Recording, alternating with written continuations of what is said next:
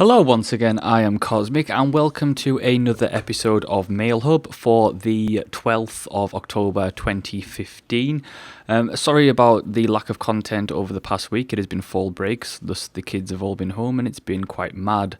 The game in the background is Star Wars Battlefront Beta. The beta has been quite enjoyable thus far. There's a couple of issues I do take with it, in particular the gun feedback and the actual vehicles. A lot of it's on rails and it doesn't feel quite free. It's not what Battlefront was to me, especially Battlefront 2, where you could go around in spaceships in third person or first person, and then you could jump into a jet fighter and then fly off into a massive open map and dogfight all day long. And it doesn't feel like that. I hope that the full version does address that kind of thing and gives you large areas to, do your dogfighting with X-Wings versus TIE fighters, etc., etc. But thus far, I like the way that it looks, but I'm still a little bit on the fence about the game. The first question comes in from Renpix that says, "Hello Cosmic. First of all, I want to let you know how much myself and the rest of your subscribers appreciate all the effort you put into making your in-depth reviews and honest, well-balanced opinions. I understand that the process is difficult and time-consuming, but better understanding games and mechanics are some of the things that bring me back to your content." Well, thank you very much. Secondly, what is your favourite genre of games, should you have one at all, and which game would you say is your favourite? I don't have a particular favourite genre anymore.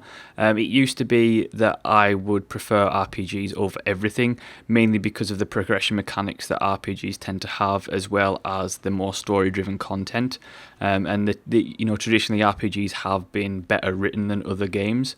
But nowadays every kind of genre is blended into one another, and you can have really rich narratives in FPSs with RPG progression mechanics thrown in there. So I wouldn't say I have a particular favourite anymore. I definitely have genres that I really dislike, such as platformers. I just do not enjoy those type of games, and I find them really tiresome and boorish.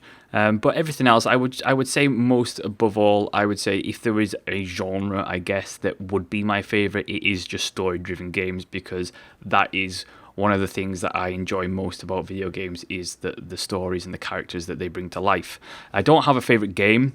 I think that when I look back over 20 plus years of playing games, I have favourite games in specific time periods. For example, in the 90s, a couple of games that really stand out for me is the things like, the original Metal Gear Solid on the PlayStation 1. That was probably one of my favourite games at the time. So I definitely have favourite games of certain time periods, but I don't have a overall favourite game. Third, is there any chance that there will be more than reviews, interviews, or Mailhub on the channel? What I mean to say is now the right time to be thinking about expansion for your channel, or is there a goal you want to reach beforehand? I like reviews, interviews, and obviously Mailhub's just started. I think that there's going to be more of reviews, interviews, and Mailhub. Apart from that, there are a couple of things that I'm working on slowly. You'll start to see them over the Christmas period. I'm going to be working on one-off videos that are more informational and less about me and more about the products and giving people guides to shopping and stuff like that. But that's kind of an idea right now.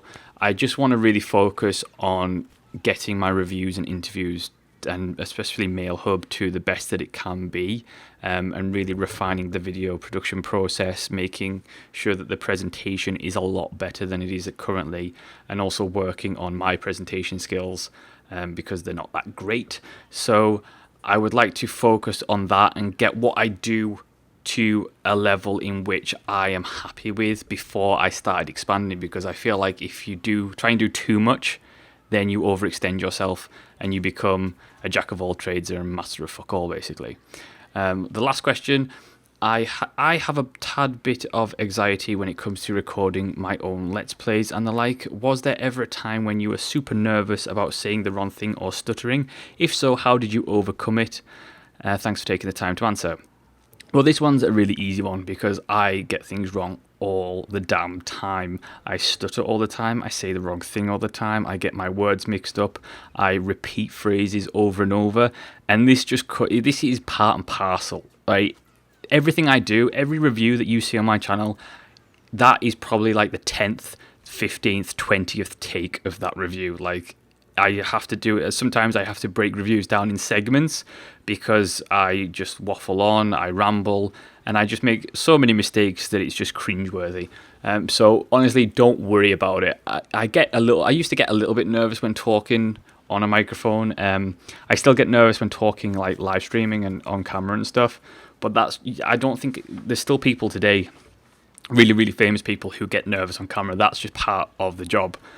So I think that, was there a time I overcome it? No, because you never do overcome it. I think you can improve your technique and you can get better at it, and that just takes practice and maybe a little bit of education. But I think it doesn't matter. I mean, one thing that I've learned after I'm taking a course at the moment about public speaking, and what they say to do is that it's inevitable when public speaking, you're going to make a mistake. You're going to make a pitfall. You're going to back yourself into a corner with your words or something like that. And what they actually try to teach you is overcoming that and the best way to get back on track. Because you can't, especially when you're in a public speaking setting, when things are live, you can't just stop 10 minutes in and go, right, no, let's just start all over again. You can't do that. And what they try to teach you is the best way of just recovering and getting back on track. And that takes skill and practice. So I would say that the best thing to do, if you are super nervous and you're having a problem with stuttering, is just keep at it. That's the best thing to do. Just keep trying, keep doing take over take. With Let's Plays are recorded, so you can edit things out. But, it's one of those things is that you just practice. Keep practicing, keep talking, keep practicing, and it'll be fine. And the next question comes in from John, who says, Cosmic, what are your opinions on the way that the minimum specs of games have now been bumped up recently? Games such as Fallout 4, Battlefront, and more are now requiring higher-end GPUs and specs. Do you think this will have any effect on the sales of these games, as it may put people out of the playable tier? Well, to be honest, I don't think it will have much of an effect, because people tend to buy games even if they can't play them at the time, just for the sake of having them. Like, for example, Steam sales, people buy tons of games that they never actually play. But I think this is just a natural progression of technology. Like, this happens once every, 4 or 5 years, where games and the technology that games use and graphics become better and better, and it's just a natural progression. We always get it. Back in the day, a 660, which I've ran for nearly 4 or 5 years, was a mid-range GPU, and that is now the bottom end GPU for a lot of games, especially newer end games. And it's just a case of, it's a natural progression of technology, and the PC is a platform that has always been ever changing. And it's one of those things that this is the problem with the PC over consoles. The benefits of PC are you get better graphics, you get better gaming experiences, you have more control, you have more options, you have more customization, you have all the benefits what the PC gives you, the power and everything. The downside is it's an expensive hobby to have. With a console, with a PlayStation 4, you buy that PlayStation 4, you don't have to invest in that hardware again until the next console generation. Whereas with a PC, at some point you will have to change out your hardware, which can be expensive, and at some point you'll just probably have to buy a new PC or upgrade your PC that much to there's nothing of the original left. So it's just a natural progression of games, and as games get more and more complex and higher end graphics, etc., then it's just going to take more higher end GPUs, etc., and higher end processors to work. And it's just one of those things that sadly is the kind of the curse of the PC gamer, I guess, is that we have to upgrade every couple of years to be in line with the high end stuff. But saying that, the minimum specs as they are now aren't that expensive to do. I mean, you can get an Intel i5, an NVIDIA 660 GPU, and a decent bit of RAM for maybe $400-500, which isn't that bad. So you can run a pretty decent gaming machine for pretty cheap nowadays. And yes, you're not going to be able to play games at ultra, but a 660 GPU now with a decent Intel processor will run a lot of games, and I would say a good 85% of games at a high end graphically, and I think that isn't bad. Do you know what? Especially when a 660 will cost you what, like $120 now. That is not bad. So, and even I'm going to be upgrading to a 970, and that's gonna cost about $300. So it's not a huge leap. So I think that while it is a pain, and I don't think it actually, like your question refers to the sales of the games, it's not going to affect the games, because I know this is part of PC gaming. PC gamers, you see the biggest game of the year, like Fallout 4, right? You see that coming out. PC gamers save up so that they can upgrade their PC for that, specifically that game, so that they can play that game on the highest end graphics. So I don't think it will affect sales. And like I say, it's just a natural progression of the technology, so it's not particularly a big deal.